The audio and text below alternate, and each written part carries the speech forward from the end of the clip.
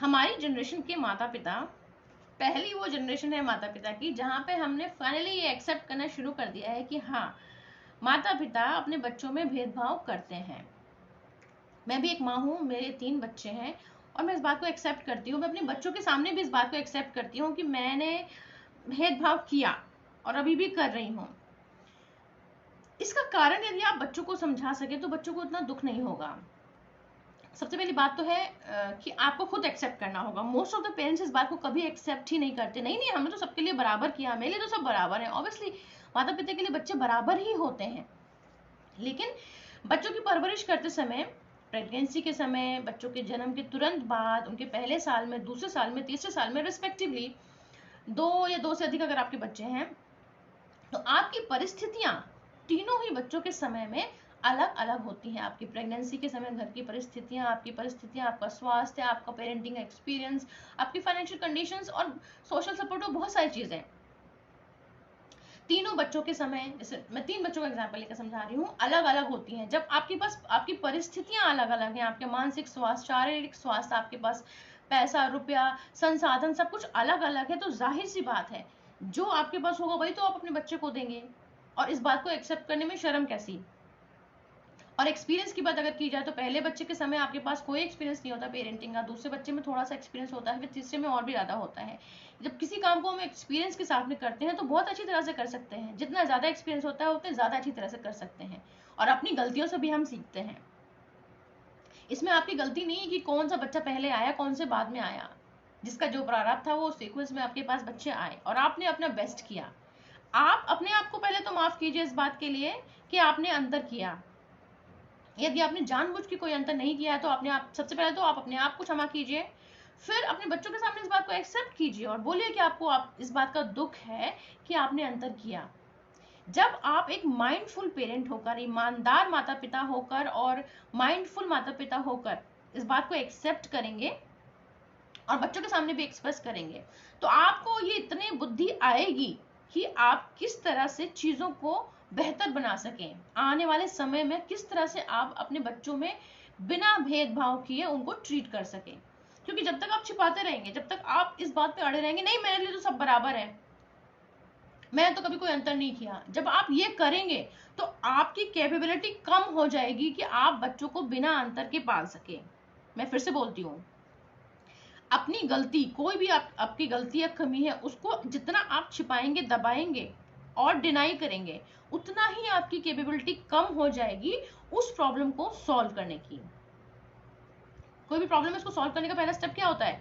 ये एक्सेप्ट करना कि प्रॉब्लम है, ये एक्सेप्ट करना, फिर अपने आप को माफ करना, अपने आप को अपने लिए कंपैशन शो करना कि हाँ कोई बात नहीं, प्रॉब्लम है मेरे अंदर, प्रॉब्लम सबके अंदर होती है, पर मैंने इस चीज को रिकॉग्नाइज किया है, इसके पीछे का कारण समझने का प्रयास करिए, उसके बाद उसको आप सॉल्व करिए, फिर भगवान आपको खुद ही बुद्धि देंगे। पहले सबसे पहले क्या होना पड़ेगा? सबसे पहले ईमानदार होना पड़ेगा। पहले अपने आप से ईमानदार होइए, अपने बच्चों के सामने ईमानदार होइए। ये बार बार मत रटते रहिए कि नहीं नहीं मेरे लिए तो सब बराबर है, मेरे लिए तो सब बराबर है। तो आप कभी फोकस ही नहीं करेंगे इस चीज पे कि क्या आप अंतर कर रहे हैं या क्या आप भेदभाव कर रहे हैं।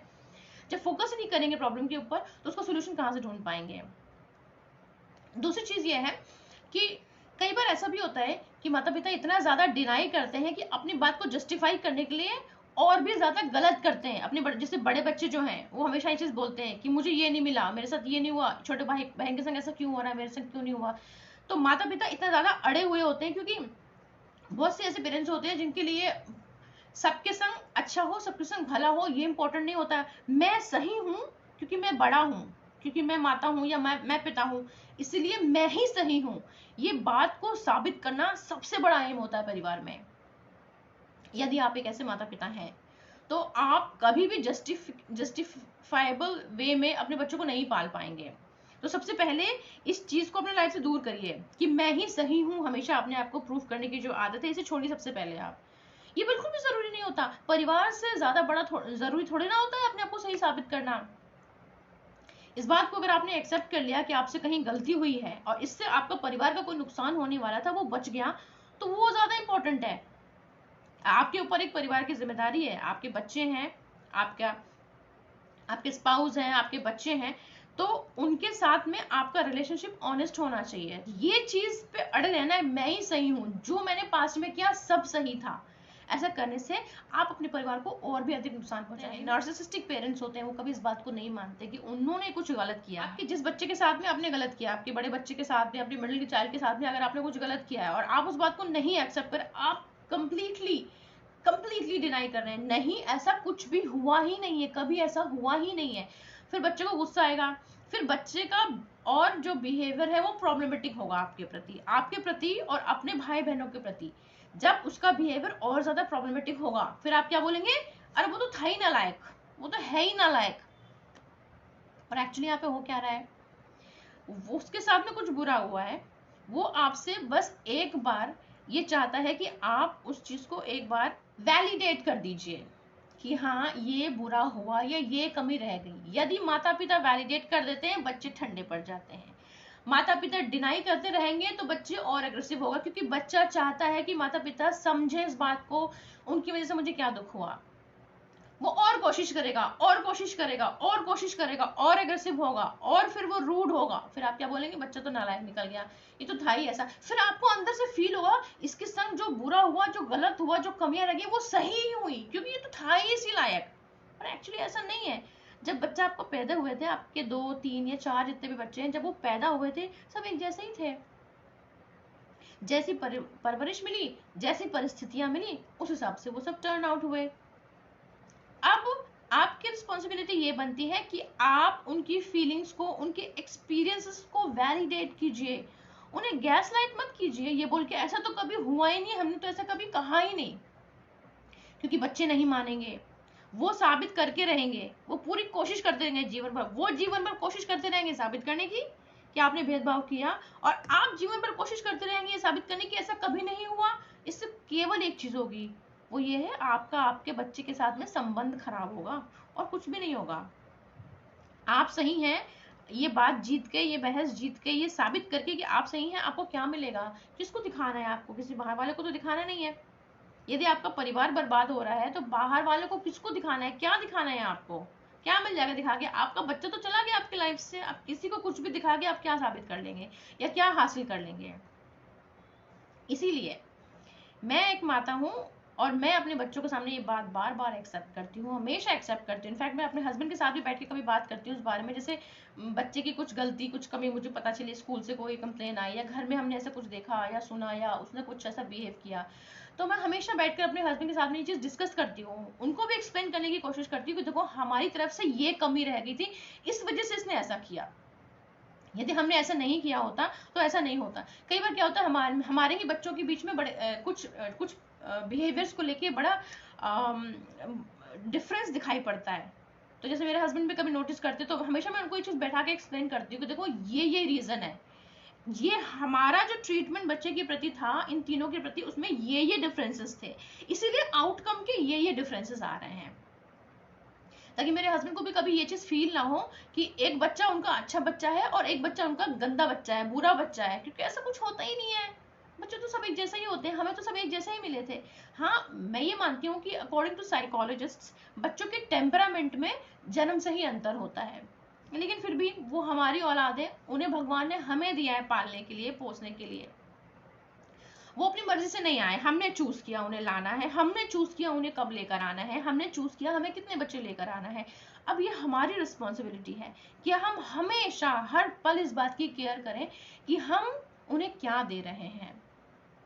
मोस्टली पेरेंट्स इस बात पे फोकस करते हैं कि बच्चे हमें क्या दे रहे हैं, समाज में हमारा कैसा नाम हो रहा है उनकी वजह से, उनके स्कूल में, हमारे रिश्तेदारों में, पड़ोस में, हम किसी संस्था से जुड़े हुए हैं तो वहां पर हमारा क्या नाम हो रहा है बच्चे की वजह से। हम इस बात पे फोकस नहीं करते कि जो भी उसका बिहेवियर है, जिसकी वजह से वो कुछ नेगेटिव रिजल्ट्स अगर लेकर आ रहा है, उसके बिहेवियर में प्रॉब्लम्स हैं, हमारा उसमें क्या योगदान था। यदि हम फल पे ना फोकस करके कर्म के ऊपर फोकस करेंगे, जैसा कि भगवान हमें कहते हैं भगवत गीता में, तो रिजल्ट्स बेस्ट होंगे। मैं ऐसा नहीं कहती कि बच्चों की कोई जिम्मेदारी ही नहीं होती, उनकी भी जिम्मेदारी होती है, और वो हमें डिसिप्लिन के माध्यम से बच्चों को टाइम टाइम पे समझाते रहना है, सही और गलत हमेशा समझाते रहना है। ऐसा भी नहीं उन्हें एक्सक्यूज देना है कि हमसे कोई गलती हो गई उनकी परवरिश में जिसकी वजह से वो गलत रास्ते पे जा रहे हैं, तो उन्हें हम जाने दें, क्योंकि हमारी वजह से वो जा रहे हैं, तो जाने देने ही, उन्हें वापस लेकर आना है, उन्हें समझाना है। लेकिन ये बात कभी नहीं भूलनी है कि हमसे क्या कमी रह गई, हमसे क्या गलती रह गई। अब लास्ट में आपको एक सबसे इंपॉर्टेंट बात मैं ये बताऊंगी।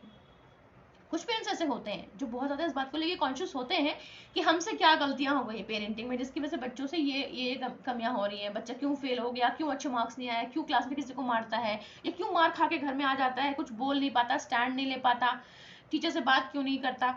जो भी कमियां हम बच्चों की देखते हैं, बहुत से पेरेंट्स ऐसे होते हैं जो सेल्फ रिफ्लेक्ट करते हैं कि हाँ मुझसे यह गलती रह गई। लेकिन इसका मतलब ये भी नहीं है कि आप हमेशा अपने आप को ही दिन रात कोसते रहो, ये कमी रह गई, ये कमी रह गई, ये कमी रह गई। ना ना, ये अंतर समझिए। आपको अकाउंटेबिलिटी लेनी है। मेरा ये रोल था जिसकी वजह से ये आउटकम्स आए। मैं आपको ट्रैश नहीं करते रहना हर समय कि बिल्कुल अपने आप को कोसते रहो, आप खुद डिप्रेशन में, गिल्ट में, शेम में इतना ज्यादा चले जाओ कि आपकी मेंटल हेल्थ उससे अफेक्ट हो जाए, और फिर अगेन उससे क्या होगा, फिर उससे आपका जो बिहेवियर है बच्चों के प्रति फिर वो खराब होगा। क्योंकि जैसे आप बच्चे को देखेंगे, बच्चा आपकी नजर में जैसे ही आएगा, आपको सडनली आपकी कमियां, आपकी गलतियां, आपके फेलियर्स दिमाग में आने लग जाएंगे, और आप इतना डिस्टर्ब हो जाएंगे कि आप चाहेंगे नहीं बच्चे के साथ बैठना, उससे बात करना या उसे डिस्कस करना। आप उसको, वो चाहेंगे ये नहीं वो आपके साइट में आए। इतना भी ज्यादा आपने आपको नहीं कोसते रहना है हर समय कि आपका फिर अगेन ये चीज आपके बच्चे के साथ आपके संबंध को खराब करेगा। तो हमें समझना है कि बाउंड्री कहाँ पे खींचनी है। अकाउंटेबिलिटी लेनी है अपने बिहेवियर के लिए, अपने एटीट्यूड के लिए, लेकिन अपने प्रति भी आपको कंपैशन रखना है, क्योंकि आपको अपने मेंटल हेल्थ का भी, अपने इमोशनल हेल्थ का भी ध्यान रखना है। आप अपनी अच्छी मेंटल हेल्थ और अपनी अच्छी इमोशनल हेल्थ के साथ ही अपने बच्चे की अच्छी केयर कर पाएंगे, उसके साथ में अच्छी इमोशनल बॉन्डिंग बना पाएंगे, और उसे एक अच्छी इमोशनल और मेंटल हेल्थ दे पाएंगे। आपकी इमोशनल और मेंटल हेल्थ पे ही बच्चे की इमोशनल और मेंटल हेल्थ डिपेंड करेगी बहुत हद तक। तो अपनी केयर करनी भी जरूरी है। यदि कभी आपको ऐसा लगता है कि बच्चे जेन्युइनली कोई बात कह रहे हैं जहां पर आपसे गलती हुई है, आपने बच्चों के प्रति अंतर किया है, तो उस बात को एक्सेप्ट कीजिए। अपने बच्चों को समझाइए कि मेरी परिस्थितियां तुम तीनों या चारों या दोनों के समय अलग अलग थी। मेरे पास जो रिसोर्सेस थे, जो मैं अपना बेस्ट कर सकती थी या कर सकता था, वो मैंने किया बेटा। लेकिन मुझे तुम सबसे बराबर प्यार है, मुझे तुम सबसे बराबर प्यार है, और मुझे भी इस बात का दुख है कि मुझसे ये कमी रह गई, और आगे मैं कोशिश करूंगी या करूंगा कि मुझसे ऐसा ना हो। और अपने प्रति भी कंपैशन रखिए। अपने आप को, जब भी आपको इस बात का बहुत ज्यादा दुख महसूस हो, तो अपने आप को ये बात अच्छे से समझाइए कि देखो, मैंने अपना बेस्ट किया, I did my best with whatever I had at that particular time in those circumstances. अब एक संतान होने के नाते भी इस बात को समझिए और अपने माता पिता को क्षमा कीजिए। उन्होंने भी अपना बेस्ट ही किया होगा जो वो कर सकते थे। मैं नॉर्मल माता पिता की बात कर रही हूँ। अगर आपके माता पिता क्रिमिनल कुछ क्रिमिनल एटीट्यूड था आपके प्रति, या उन्होंने आपको फिजिकली हर्ट किया, सेक्सुअली अब्यूज किया, या ऐसा कुछ किया, ऐसे केसेस में माता पिता को माफ नहीं करना है, और उनके साथ में हमेशा के लिए एक फिजिकल डिस्टेंस बना के रखना है, उन्हें अपने लाइफ से कट ऑफ कर देना है, for your safety and safety of your children. I am talking about normal parents. अगर आपके पेरेंट्स नॉर्मल थे, लेकिन गरीबी, मजबूरी, बीमारी, परेशानी या पारिवारिक परेशानियों की वजह से उन्होंने आपके और आपके भाई बहनों में भेदभाव किया, तो आप उन्हें क्षमा कीजिए और इस बात को समझने का प्रयास कीजिए कि उन्होंने भी अपना बेस्ट किया होगा। जो कुछ भी उनके साथ, उनके पास था, जो भी सुख सुविधाएं या पैसा रुपया उनके साथ, उनके पास था, उसके हिसाब से उन्होंने अपना बेस्ट ही किया होगा। उम्मीद करती हूँ आपको मेरा वीडियो अच्छा लगा होगा। मैं ये वीडियो बहुत दिनों से बनाना चाह रही थी। मेरे इस वीडियो को प्लीज शेयर कीजिए उन सभी लोगों के साथ में जिन्हें आपको लगता है इस बात को जानने की आवश्यकता है।